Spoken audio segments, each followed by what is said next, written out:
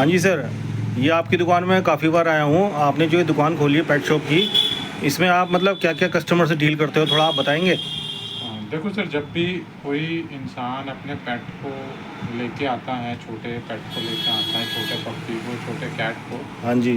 तो वो बहुत ही प्यार से, बहुत ही इमोशन के साथ लेके आता है। अच्छा जी। तो उसको क्या ये देखना होता है कि भाई हमारा पेट जो है हेल्दी रहे, अच्छा उसको कोई डिजीज़ वगैरह ना हो, अच्छा कोई प्रॉब्लम ना हो। अच्छा उसके लिए कुछ स्टेप्स उठाने पड़ते हैं। अच्छा। जैसे ही छोटे पप्पी को लेके आते हैं हाँ हमें, तो जी। हमें ये देखना चाहिए कि उसका वैक्सीनेशन पूरा हो रखा है या नहीं हो रखा। अच्छा, वैक्सीनेशन वैक्सीनेशन पूरा होना चाहिए मतलब। वैक्सीनेशन कार्ड होता है, उसमें वैक्सीनेशन की सारी तो ये जो पप्पी जैसे छोटे कुत्ते के जो बच्चे बच्चे होते हैं, तब से वैसे करना चाहिए जैसे जो ऑलरेडी जो लोग बड़े बड़े कुत्ते लेते हैं तब से इसका ध्यान रखना नहीं, ये चाहिए? तो शेड्यूल होता है, जो भी वैक्सीनेशन का शेड्यूल होता है कि शेड्यूल भाई होता है। पप्पी लेके आते हैं, छोटे बच्चे का वैक्सीनेशन शेड्यूल होता है। अच्छा। उसके अलावा हम्म उसका डीवॉर्मिंग शेड्यूल होता है। हम्म डीवॉर्मिंग मतलब कि भाई जो छोटे पपीज़ होते हैं या बड़े डॉग होते हैं, उनके पेट में वर्म्स होते हैं, कीड़े। हम्म तो उनको हटाने के लिए एक डीवॉर्मिंग शेड्यूल होता है, जो छोटे बच्चे का और बड़े डॉगी का शेड्यूल अलग अलग होता है। हम्म ठीक है, ये जो है बेसिक चीज़ें हैं जो कि किसी भी पेट ओनर को पता होनी चाहिए अच्छा। अपने डॉगी को अच्छे तरीके से हैंडल करने के लिए। बाकी सब चीज़ें बाद में हैं। अच्छा। जो फूड है, वो फूड करेक्ट फूड खिलाना चाहिए कि भाई हमारा डॉगी जो है, हमारा पप्पी जो है 2 महीने से छोटा है, तो भाई ये वाला फूड चलेगा, स्टार्टर फूड चलेगा। अच्छा। फिर 2 महीने से बड़ा है तो उसको क्या पप्पी फूड चलाएंगे। हम्म तो बिग ब्रीड के जो डॉग्स होते हैं, बिग ब्रीड के जो डॉग्स होते हैं, उनको 16 महीने तक, 17 महीने तक पप्पी फूड जो है रिकमेंड किया जाता है। अच्छा। क्योंकि उनका ग्रोइंग पीरियड होता है 15-16 महीने तक, 17 महीने तक ग्रोइंग पीरियड होता है। हाँ जी। ठीक है, और जो छोटी ब्रीड के जो डॉग्स होते हैं, उनका जो है 12 महीने तक पप्पी फूड रिकमेंडेड किया जाता है, क्योंकि उनका ग्रोइंग पीरियड जो है 12 महीने तक होता है। तो अपनी छोटी ब्रीड जो होती है उसमें कौन कौन से डॉग आते हैं? सबसे पहले जो पोमेरियन होता है, पोमेरियन में बहुत टाइप के पोमेरियन होते हैं। टॉय पॉम होता है, कल्चर्ड पॉम होता है, ठीक है, नॉर्मल पोमेरियन होता है, फिर स्पिट्स नस्ल के होते हैं डॉग। ठीक है, इसके अलावा जो बीगल होते हैं, क्या होते हैं? पूडल, बीगल बीगल अच्छा अच्छा। बीगल होते हैं, पूडल होते हैं। ठीक है, तो आपको तो बहुत पग सर आपको पग तो होते हैं। सर आपको तो बहुत नॉलेज है कुत्तों की। मतलब आपने मतलब कब से स्टार्ट किया काम ये? मुझे तो लग रहा है ऐसा वो 20 साल हो गए काम करते नहीं, हुए। हमारी दुकान को जो है 8 साल हो गए। अच्छा, इससे पहले आपने वहाँ भी खोली थी आगे? हाँ जी, हाँ जी। हाँ जी। तो क्या है कि वो काफ़ी छोटी शॉप थी ना आपकी, हाँ जी, तो आपने थोड़ी मतलब आपने इम्प्रूवमेंट लाया अपने काम में, तो आपका काम थोड़ा बढ़ा, तब जाके आपने थोड़ा यहाँ कर हाँ दिया। जी, हाँ जी, हाँ जी। तो इन फ्यूचर आप इससे बड़ी भी दुकान खोलोगे या यहीं तक ही सीमित नहीं, है? ये वो तो जैसे जैसे बढ़ता जाएगा। काम तो बढ़ ही रहा है आपका। पहले हमारी छोटी दुकान थी, फिर हाँ। हमारी अभी बड़ी हुई, अभी इससे बड़ी भी। इससे पहले मैं जो आपकी दुकान में आया था बहुत छोटी दुकान थी वो तो। हाँ जी, हाँ जी, हाँ जी हाँ जी। तो इस बार तो उससे मेरे ख्याल से 4 गुना बढ़ी है शायद, हाँ जी। है ना? वही तो बोल रहा हूँ मैं। तो फिर जैसे स्मॉल ब्रीड के बाद जो है बिग ब्रीड के डॉग्स होते हैं। बिग ब्रीड में नॉर्मल डॉग्स वो होते हैं जो बड़े होने के बाद 25 से 44 केजी के बीच के डॉग्स होते हैं। हम जो है नॉर्मल जो है, जैसे हमें जर्मन शेफर्ड हो गया, लैब्रा हो गया, ठीक है, ये डॉग जो है नॉर्मल 25 से 44 केजी के बीच में होते हैं। अच्छा जी। ठीक है, हाँ जी। फिर इसके बाद कुछ डॉग्स होते हैं जो सुपर जाइंट कैटेगरी में जाते हैं। अच्छा ठीक है, अच्छा जिनका वेट जो है हमारा 44 केजी से भी ऊपर होता है। अच्छा। जैसे कि अपने रॉटवाइलर्स हो गए, हाँ बुल मस्टिफ हो गए, हाँ, वो बड़े ग्रेट मतलब डैन हो गए। हाँ। ठीक है, ग्रेट डैन हो गए। तो ये सारे डॉग जो हैं वे सुपर जाइंट उसमें कैटेगरी एक जो कुत्ता आपका वो जो बड़ा खतरनाक सा क्या बोलते हैं क्या बोलते हैं उसे, जो बड़ा अमेरिकन बुली, नहीं वो पिटबुल। पिटबुल, हाँ बड़ा खतरनाक कुत्ता होता है सर वो। हाँ नहीं, ठीक है, देखो मुझे उस कुत्ते से बहुत डर लगता है, वो तो चीर फाड़ देता है वो। नहीं, वो तो है, मतलब सारे डॉग्स का एक है ना, वो होता है मतलब कि पालने का तरीका। अच्छा आप अपने डॉग को जिस तरीके से बड़ा करोगे, वो उसी तरीके से अपने आप को ढाल लेगा। अच्छा। ठीक है, आप जिस तरीके से उसको अपब्रिंग करोगे, हाँ। वो उसी तरीके से मोल्ड हो जाएगा अकॉर्डिंगली। अभी मतलब आपकी वीडियोस में, यूट्यूब वीडियोस में कितने पिटबुल बोलते हैं ना, तो वो पिटबुल ने कितनों को ख़त्म कर दिया। मतलब नहीं, वो देखो बतेरो वीडियो हैं आपके यूट्यूब में, वो तो है। तो उससे मतलब उससे टेक केयर कैसे करें, थोड़ा बता सकते हैं? मतलब जैसे ही मान लो कोई कस्टमर उसे पता अननोन हो, तो उसे कुछ पता नहीं, पिटबुल उसने पाल लिया, किसी ने दे दिया, चाहे फ्री कॉस्ट दे दिया, चाहे कोई गिफ्ट में दे दिया, चाहे ऐसे दे दिया, चाहे उसने, वैसे कितने रेंज में मिल जाता है, मतलब कितने रेंज में मिल जाता है आपका ये पिटबुल? देखो पिटबुल क्या है आजकल रिस्ट्रिक्टेड हो गया है। रिस्ट्रिक्टेड हो गया इंडिया में? अच्छा, आपको लाइसेंस वगैरह लेना पड़ेगा। लाइसेंस लेना पड़ता है? हाँ जी, ये मतलब पक्का हो गया, कंफर्म है? हाँ जी, पिटबुल के लिए लाइसेंस लेना पड़ेगा। और तो ये लाइसेंस कहाँ से मिलेगा? लाइसेंस नगर निगम से मिलता अच्छा, है। नगर निगम से मिलता है? आपको कुछ फीस वगैरह देनी पड़ती है, हाँ हाँ, नोटिस करनी पड़ती है। अच्छा, तो वो सब करने के बाद में जो है आपका लाइसेंस बनता है। एंड इसके अलावा एक और चीज़ भी है, जो रिस्ट्रिक्टेड कैटेगरीज जो है, पिटबुल हो गया। अच्छा, वैसे पिटबुल कोई पाल नहीं सकता विदाउट ऑथोरिटी, मतलब विदाउट लाइसेंस आप पिटबुल को नहीं पाल सकते। जैसे मैंने पाल लिया मान लो पिटबुल, तो आपको लाइसेंस लेना पड़ेगा। नहीं अगर मैंने मान लिया, मतलब किसी ने मुझे गिफ्ट कर दिया, मेरे फ्रेंड ने या किसी मेरे फैमिली मेम्बर्स ने, तो उससे मेरी क्या कार्रवाई होगी फिर मेरे पे उसमें सबसे पहले तो आपको जी लाइसेंस लेना पड़ेगा नगर निगम से। नहीं, अगर मैं लाइसेंस नहीं लेता, ये पूछ रहा हूँ आपसे, ताकि थोड़ा मेरे व्यूअर्स को थोड़ा पता चले ना। लाइसेंस नहीं लोगे आप, तो जो है नगर निगम वाले आके आपके कुत्ते को जो है वो जब्त कर सकते हैं। जब्त करेंगे और मेरे पे कुछ चालान भी कटे, मतलब मेरे पे कुछ होगा? आपको कानूनी कार्रवाई होगी। कानूनी कार्रवाई होगी? 20,000 रुपए का आपका वो कटेगा चालान। अच्छा, ठीक ठीक ठीक। तो नंबर 1 देखिए व्यूअर, सुन लीजिए, आपके लिए भी कोई भी ऐसे एक मतलब मात्र सिर्फ एक पिटबुल है, और भी है, और भी किस्म के हैं पिटबुल के अलावा जो है आपका रॉटवेलर है। रॉटवेलर, व्यूअर सुन लीजिए आप, रॉटवेलर, रॉटवेलर ये आप बिना उसके नहीं, लाइसेंस के आप इसको पाल नहीं सकते। रॉटवेलर के अलावा डोगो अर्जेंटिनो है। अच्छा, ठीक है, ये भी एग्रेसिव ब्रीड में है। हाँ जी, ठीक है, हाँ जी, तो हाँ, तो वो मेरी बात बीच में रह गई थी। हाँ जी, हाँ जी, बोलिए आप, कंप्लीट करिए। नॉर्मल डॉग के लिए नगर निगम का नॉर्मल लाइसेंस लगता है। अच्छा, नॉर्मल डॉग जर्मन शेफर्ड हो गया, लैब्रा होगा, उसके लिए नॉर्मल लाइसेंस लगता है। लेकिन ये जो रिस्ट्रिक्टेड ब्रीड्स है, इनके लिए आपको स्पेशल परमिशन लेनी पड़ेगी, नंबर 1। ठीक है, नंबर 2, अगर आपने डॉग पाल लिया तो उसका जो है आपको स्टरलाइजेशन ऑपरेशन करवाना पड़ेगा। और वो जो है स्टरलाइजेशन ऑपरेशन का जो सर्टिफिकेट होगा वो आपको दिखाना पड़ेगा, वहाँ पे जमा करना पड़ेगा।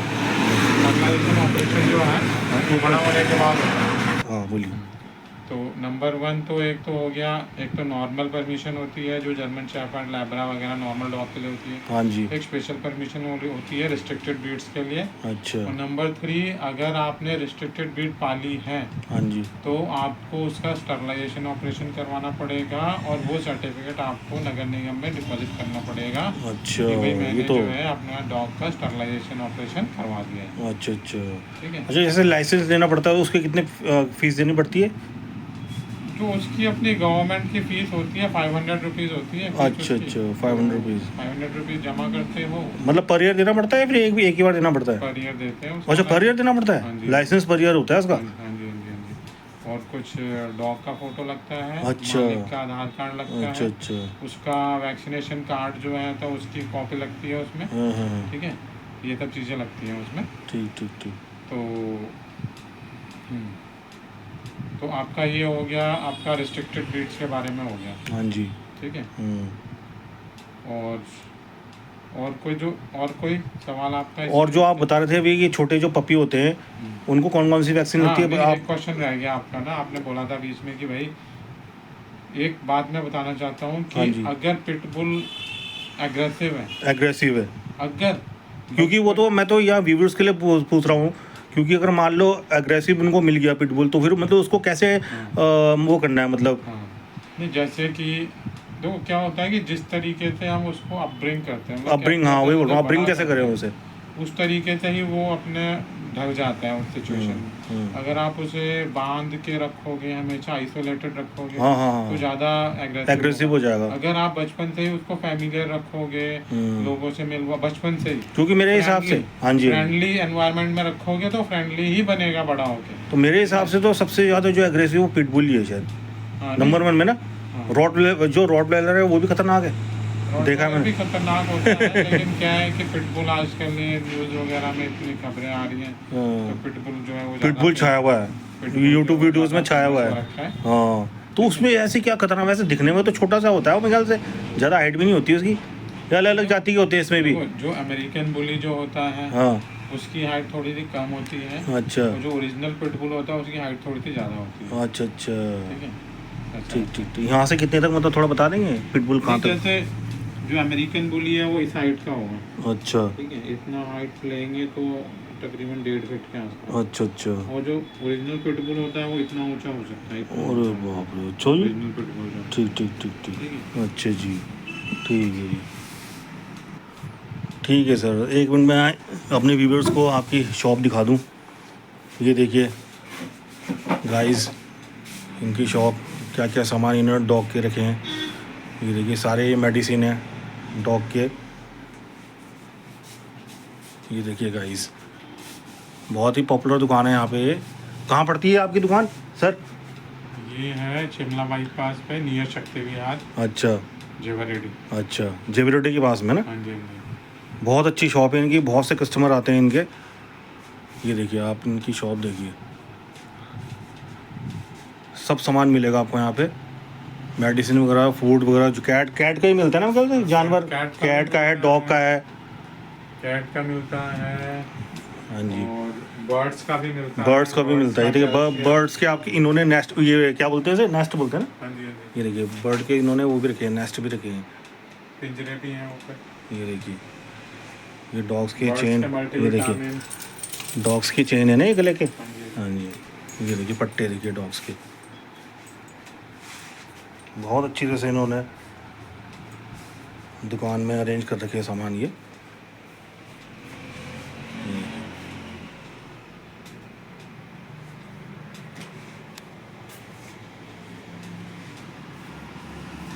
एक्वेरियम का सामान भी मिलता है। एक्वेरियम का सामान भी मिलता है गाइस। ये देखिए Aquarium यहाँ का पे इनकी section शॉप। वहाँ पे। एक्वेरियम का सेक्शन कहाँ पे? Aquarium का ये section देखिए। वहाँ पे फूड हो गया, हॉलीडे फूड हो गया, ये देखिए हीटर, गाइस, लाइट। बहुत पॉपुलर दुकान है इनकी यहाँ पे, काफ़ी कस्टमर आते हैं यहाँ पे। ये देखिए इनकी बात करने का तरीका, देखिए वेल बिहेव है एकदम। कोई भी कस्टमर आता है सबको, मतलब जितने भी मैंने अभी तक देखे इनके पास जो भी कस्टमर आते हैं सबसे वेल बिहेव करते हैं।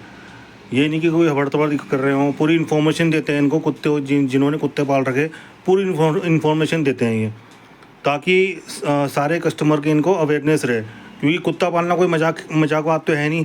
आज की डेट में आपको पता ही है कितने इंसिडेंट हो रहे हैं। कुत्ते काट लेता है किसी को और एक हफ्ते या विदिन 1 मंथ में उसको रेबीज़ हो जाता है, कुछ हो जाता है। कितना मतलब टफ काम है, क्यों नहीं सर? झूठ तो नहीं बोल रहा हूँ ना मैं, बहुत टफ काम है वैसे ये नहीं, कुत्ते पालना। कोई बच्चों के लिए, एक मेरा फ्रेंड था, बचपन का फ्रेंड था सजल, तो उसने ऐसे कुत्ते पाल रखा था, उसे शौक था कुत्ते पालने का। तो क्या हुआ, उसको काट दिया, उसने इंजेक्शन लगाया नहीं, उसको काट दिया और वो ऐसा गायब हो गया, मुझे पता ही नहीं चला। और बाद में पता चला कि उसकी तो डेथ हो गई, 1 महीने में उसकी मौत हो गई। उसने इंजेक्शन लगाया नहीं था बस। वो बहुत, जब मैं छोटा था तब की बात है, बताओ।